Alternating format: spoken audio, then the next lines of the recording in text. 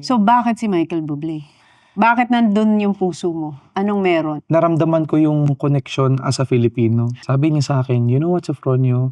I was signed as an American artist for so many years and no one noticed me. So when my manager told me, let's go to the Philippines and let them celebrate your music, nag-sold out yung concert niya. Kaya siya naging Michael Bublé. Kaya hindi niya makakalimutan yun.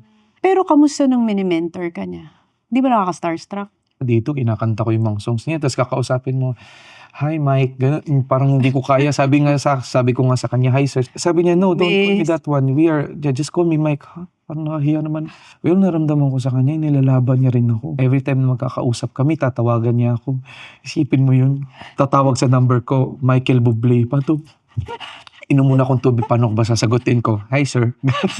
Oo, di ba? Hollywood. Hollywood yun eh. Kumbaga, mahal na mahal niya talaga ako. Kumbaga, naramdaman ko yung pagmamahal niya sa akin na, you know what, Sofronio, ganito yung goal ko nakikita sa'yo, ganyan-ganyan. Kasama sa akin ni Michael Bublé, I'm not gonna stop until you reach billion. Oh, shucks! Ang saya naman nun.